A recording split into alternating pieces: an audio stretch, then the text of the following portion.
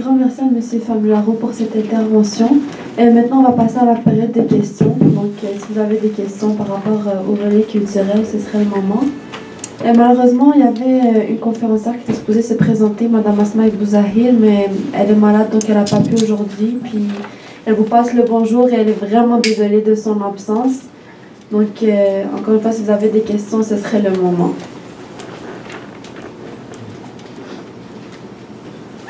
En fait, je sais que vous avez une longue expérience dans le terrain, vous êtes né au Canada, donc ça fait très très longtemps que vous êtes là, et vous avez vu, comme vous avez parlé, que les gens sont plus distancés de la religion à cause de, disons, certaines façons de gérer qui n'étaient peut-être pas les meilleures.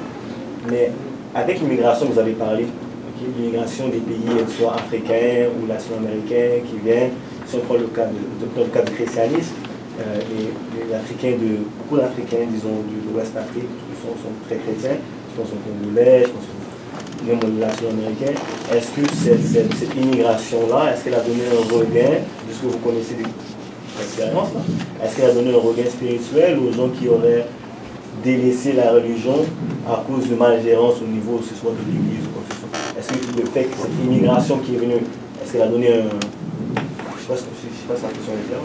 Oui. Ok, la question précise en 3 mots, c'est quoi? L'immigration, lorsqu'elle est venue, est-ce qu'elle a donné un élan à la religion? À la religion, exactement. Ben oui, ben oui. On voit ici au Québec, par exemple, le fait qu'il y a 10% de la population qui vont à l'église, c'est à cause des immigrants. Parce qu'ils viennent des Philippines, ils viennent de l'Afrique, ils viennent de l'Amérique du Sud, puis ils vont à l'église. Bien plus que les francophones de souche. Peut-être qu'il y a quelques Français qui vont à l'église, mais de la France. Mais c'est à cause de ça qu'on voit qu'il y a encore des églises qui ne sont pas mortes. Parce que de 5 ou 10 ans, il y avait 300 églises à vendre ici sur l'île de Montréal. 300 églises à vendre sur l'île de Montréal. Et c'est parce que il n'y a pas de participation dans beaucoup de zones. Okay? Oui, monsieur. Je ne vais pas répondre, mais parler en tant que catholique de cette réponse à cette question-là. Il y a eu ce qu'on appelait, en même temps que la Révolution tranquille européenne, une sorte de révolution dans l'Église qu'on a appelée le Concile de Vatican II. C'est pas tout le monde qui l'a suivi, et ça a bouleversé beaucoup. Quand est arrivée la Révolution tranquille ici, beaucoup des prêtres, des religieux, etc., sont allés développer la solidarité internationale en Amérique latine, en Afrique et partout. Ils ne sont pas allés faire des conversions, ils sont allés travailler avec les gens dans les localités. Et il y a eu des liens qui se sont faits avec les religions là-bas, qui étaient, appelons-la, la théologie de libération. Ça n'a pas été l'influence de masse, ça a été une influence sur une petite minorité aussi au Québec. Ce n'est pas elle qui se trouve nécessairement à l'église, si on veut dire pour la messe du dimanche, mais qui a été très présente pendant des années dans tout un secteur social, communautaire, etc. au Québec. Donc c'est difficile. Quand on parle d'influence de la religion, l'aspect prière, l'aspect liturgie, c'est une chose, l'aspect implication dans la société, c'est autre chose. Je dirais oui, l'Amérique latine nous a influencés, mais pas nécessairement dans la participation à l'Église, mais dans la participation dans la société. Oui, je suis vraiment d'accord avec vous. Il y a des influences au niveau idéologique, il y a des influences au niveau culturel, parce que l'Église a fait beaucoup de travail aussi dans les hôpitaux partout. Dans les systèmes d'éducation, on ne le voit pas, c'est pas seulement dans l'Église qu'ils ont fait du travail. Moi, quand j'étais à l'école, mes enseignants, c'était tous des frères et des sœurs. Des sœurs de l'ordre de Sainte-Anne, on avait là, à la Chine. Et on a fait une réunion de notre classe après 30 ans, puis on les a tous appelés. Puis une trentaine sont venus à notre réunion. Puis ils n'étaient plus frères, ils n'étaient plus sœurs. Hein? Mais ils ont continué à travailler dans le secteur de l'éducation. Et il y a une grande influence dans ce secteur. On ne peut pas nier l'aspect global de tout ça. Il y a beaucoup de Québécois qui sont partis en Afrique, en Amérique du Sud, en Asie, à établir des écoles, à établir des hôpitaux. Oui, Laetitia. Oui, c'est correct. Je voulais simplement ajouter qu'une façon de s'intégrer comme immigrant ici au Canada, au Québec, c'est la participation dans les cultes religieux. Peu importe quoi que ce soit, mais si on vient de l'Amérique latine, c'est plutôt le catholicisme. Et c'est la participation à certains rituels qui nous permet de s'intégrer plus facilement. Je parle comme en tant qu'immigrante, je suis d'accord avec vous. Merci. Ouais. Merci beaucoup. Merci. Et merci à tous les panélistes. Vous avez été extraordinaires. Est-ce que vous avez d'autres questions, d'autres interventions? Oui, allez-y. Moi, je me demande s'il ne faudrait pas faire un lien entre ce qui vient d'être dit sur l'évolution là, la décroissance du christianisme et l'évolution avec les médias sociaux, la virtualisation. Les églises, les bâtiments sont à vendre, mais c'est un peu comme le serpent qui sort de sa vieille peau pour grandir, si on peut dire. Les églises, c'est un peu le vieil habit, la matérialisation de ce qui vivait à une époque, mais la foi elle-même, le vécu, les valeurs, les comportements de fraternité, de mobilisation pour des causes, ont changé de lieu, si on peut dire. Ils sont plus informels et se retrouvent plus dans le virtuel aussi. Les églises créent des sites web, des groupes, des mouvements de jeunes, des mouvements de protestation, des pétitions par Internet au niveau moral contre, par rapport, je sais pas, à l'évolution actuellement les lois parentales, les mariages de toutes sortes, l'avortement. Il y a beaucoup de luttes, et ça ne se passe plus dans les églises, les bâtiments de pierre, je veux dire. Les gens qui sont convaincus, qui ont la foi dans ces causes-là, plus morale et religieuse, c'est un peu les deux, une morale inspirée de principes religieux, militent ailleurs que dans les bâtiments où autrefois on voyait des grandes églises du Québec qui pouvaient compter 1000, 1500 personnes, plusieurs fois par dimanche à des messes, avec le prédicateur qui donnait sa doctrine. C'est fini, ça passe dans des pétitions qui circulent sur Internet. La communauté, on parle de communauté virtuelle, je ne sais pas si c'est un abus de langage, mais c'est des fausses communautés peut-être, enfin c'est plus impalpable. Il me semble qu'il y a une évolution à la fois dans la manière de s'exprimer et les moyens de s'exprimer et de communiquer.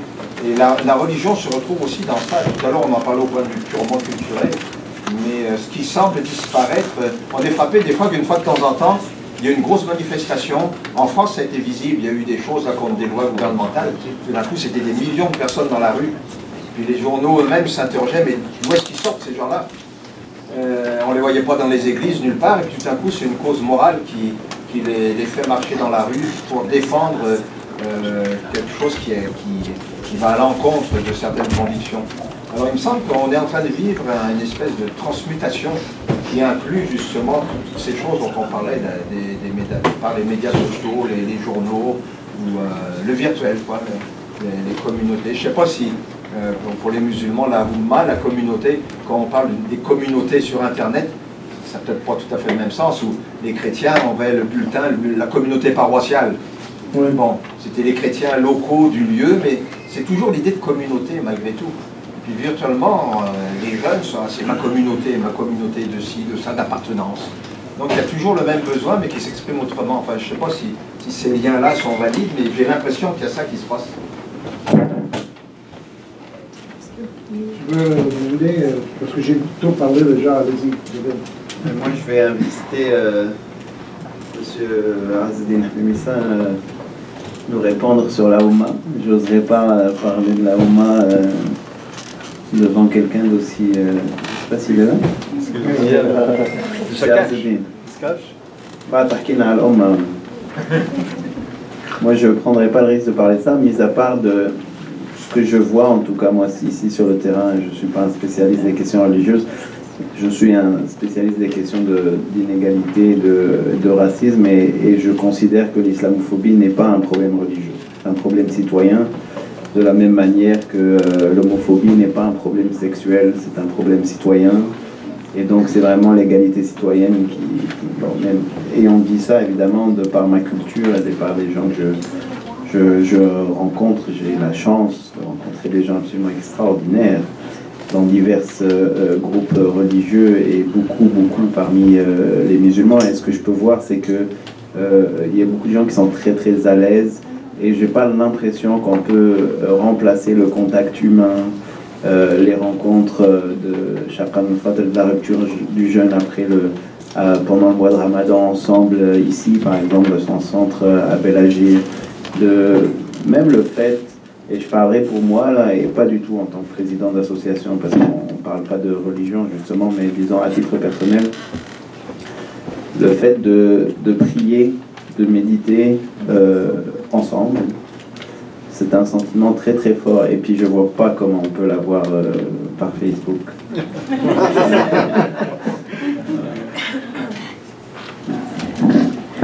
Si je peux me permettre, évidemment, ça peut permettre aux communautés de communiquer, de perpétuer des choses dans le non, dans l'intemporel, de perpétuer des conversations en dehors des rencontres dans le réel.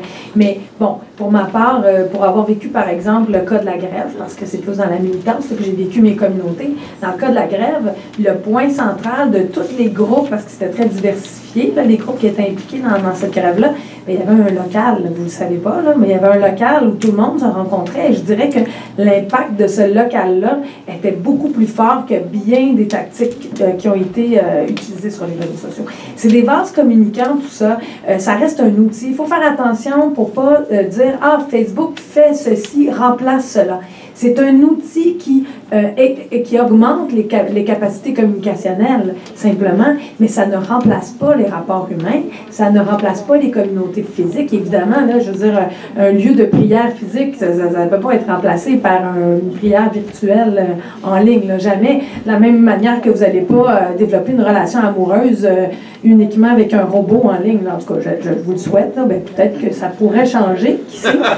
Mais en tout cas, de mon point de vue, je ne le croirais pas. Et puis, on va voir ce que va apporter la nouvelle réalité virtuelle. Moi, je pense que ça va juste permettre de transporter nos communautés ailleurs. Ça va permettre plein de possibilités, comme par exemple partir en voyage et amener une personne qui est réduite dans sa mobilité pour des raisons de santé. Par exemple, ma grand-mère qui serait à l'hôpital, je pourrais l'amener avec moi dans un moment, dans un voyage au Mexique. Ça peut permettre ce genre de choses-là, mais ça ne remplacera pas. Puis tu sais, ça fait que les médias sociaux peuvent cultiver, entretenir les liens. Par exemple, le lien familial, dans mon cas, ben, j'ai jamais eu autant de contact avec mes grands-parents depuis qu'ils sont sur Facebook, parce qu'ils peuvent me suivre, puis que quand je les vois, ben, on a déjà plein de sujets de conversation entamés parce qu'ils ont suivi mes activités, j'ai suivi les leurs, on a déjà échangé. Donc, c'est ça exacerbe, mais ça reste un outil. Ça ne peut pas remplacer le lieu physique, là, à mon avis, puis selon mes expériences. Donc, en fait, c'est clôture notre colloque d'aujourd'hui. Donc, je vous remercie beaucoup pour votre présence. Je remercie aussi beaucoup les conférenciers d'aujourd'hui. Et je vais appeler Seazdine Hamamsa, le président de l'association Bel-Agir, pour venir vous faire le mot de clôture.